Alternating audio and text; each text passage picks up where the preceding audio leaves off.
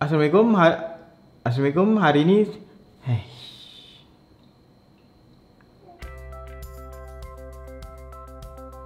ramai tak ada masalah macam tadi? Susah nak cakap depan kamera. Bila kita rasa susah nak cakap depan kamera, buat video pun susah kan? Tapi saya ada beberapa tips yang saya nak kongsi supaya korang mudah nak bercakap depan kamera. Okay, pertama, nombor satu, kita kena anggap kamera kita ni orang. Bila kita cakap dengan kamera, kita pandang dia punya lens dia, kena anggap kamera ni adalah orang yang kita sedang bercakap. Kalau kita anggap kamera ni adalah kamera, bukan benda hidup kan, macam saya tengah pandang kamera tu, korang akan rasa macam saya tengah bercakap dengan korang. Sebabnya saya pandang kamera tu dan saya rasa saya tengah cakap dengan korang. Sebab tu penonton akan mudah rasa yang orang tu tengah bercakap dengan dia. Kita kena cakap dengan kamera, pandang mata kamera, pandang lens kamera tu, dan kita rasa kamera tu adalah orang. Okay, sebabnya kenapa? Sebab bila kita pandang kamera dan kita anggap kamera tu orang, kita dah buang rasa kita punya awkward tu. Dia nak capai level ni memang take time sikit, perlukan training. Ya, malu tu adalah malu, tapi dia bukan malu sangat tau. Dia rasa macam, nak cakap dengan kamera macam rasa, oh gila apa cakap dengan kamera seseorang. Benda tu, perasaan tu yang akan buatkan kita rasa susah nak cakap dengan kamera. Sebabnya kita tak rasa kamera tu orang, kita rasa kamera tu objek. Dan bila kita cakap dengan objek, kita rasa macam perbuatan kita tu gila. So itu tips nombor satu. Okay, yang kedua adalah jangan rushing. Kita rasa macam kita nak sampaikan satu info ni, kita kena point kita kena laju, top. Okay, ni contoh Okay, Assalamualaikum. Hari ni saya nak share 3 tips tentang macam mana kita nak cakap dengan kamera. Okay, tip pertama kita kena nampak tak? Dia cuba nak rushing point sampai benda tu bukan normal pada dia punya tempo percakapan dia yang biasa. Dia tengok ada orang buat video cakap laju kan, dia pun nak buat macam tu. Tak boleh. Sebab rushing ni satu hal, dia bukan kita punya style. Dan bila rushing, kita terkejar. Kadang-kadang mulut kita keluar benda dulu sebelum otak kita sampai. Faham tak? Dia macam mulut kita dah membebel, tapi otak kita cuba nak catch up apa yang mulut kita sebutkan supaya kita dapat sambung ayat tu. Sebab tu kadang-kadang point jadi tak jelas. Sebabnya kita rushing. Orang yang tengok video kita tu akan rasa macam, orang ni merepek apa ni? Otak kita cuba nak catch up apa yang mulut kita cakap. Jadi steady je. Gunakan tempo yang biasa kita cakap. Sebab memang ada orang yang jenis cakap laju. Jadi dia dah, kalau nak buat video dia cakap laju tak ada masalah, sebab memang normal dia cakap laju macam tu. Okey, contohnya, Assalamualaikum. Hari ni saya nak share 3 tips macam mana korang nak bercakap dengan mudah depan kamera. Tips yang pertama, itu contoh orang yang biasa tempo macam tu. Kalau dia rasa normal bagi dia dan dia okey, tak ada masalah. Sebab setiap orang ni berbeza kan. Jadi kita kena ikut apa yang kita selesa. Sebab ni konten kita, bukan konten orang lain. Tak perlu nak tiru orang. Okay, jangan rushing. Tips ketiga adalah cakap kena jelas. Cakap kena jelas ni bukan sekadar dia bantu kita bercakap. Sebabnya bila kita bercakap dengan jelas, itu bukan saja memudahkan orang faham kita, tapi kita sebagai orang yang present kita punya konten tu, kita faham apa yang kita cakap. Bila kita sebut dengan jelas, kita faham point kita dengan clear.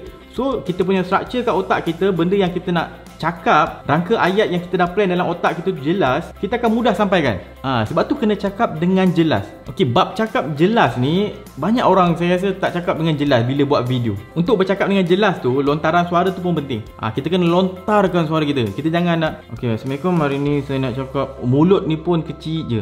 Kecil, dia tak bercakap. Dia macam, okay, Assalamualaikum. Okay, hari ni saya nak tunjuk macam mana kita nak, orang dengar pun boring. Dengan suara yang tak jelas tu, orang tak dapat tengok dia punya bentuk mulut tu, apa yang dia cakap. Itu pun membuatkan orang susah nak faham dia punya konten. Bentuk mulut, sebutan yang kita sebut satu-satu tu, banyak main peranan. Sebab tu memek muka kalau buat video penting. Sebab dia bukan sampaikan feeling saja, dia mudah untuk orang nak faham apa yang dia sebut. Contohnya saya kata 1, 2, 3. Kalau mulut saya proper, saya sebut benda tu, walaupun audio tak ada, orang boleh agak. Cuba korang tengok mulut saya, boleh agak tak saya sebut 1, 2, 3. Nampak? Berbanding kalau saya just cakap macam 1, 2, 3, 4. Bayangkan dengan intonasi suara macam tu, dengan audio tak jelas ke apa kan, mungkin orang akan tak dengar ke apa. Dia akan tengok mulut kita duk sebut, susah orang nak agak apa yang disebut.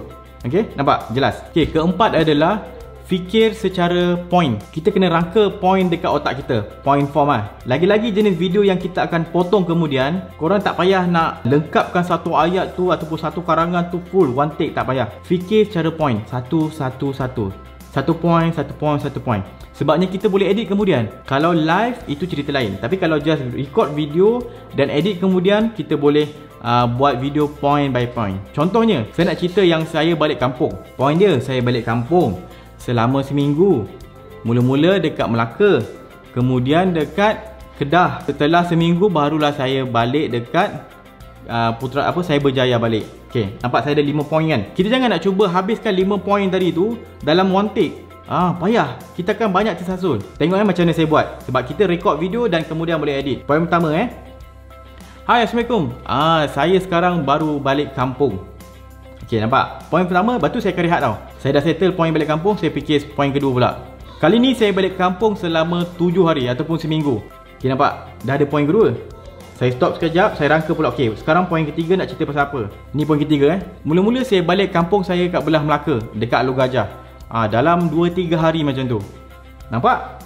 Saya dah 3 point. Saya cakap point 1, saya rehat, relax. Saya rangka point kedua pula. Lepas tu saya cakap point kedua, relax. Lepas tu saya cakap point ketiga, relax. Untuk point keempat ke lima, sama juga. Saya akan cakap, lepas balik kampung dekat Melaka, saya pun balik ke Kedah, dekat Sungai Petani, saya punya mertua punya kampung. Lihat.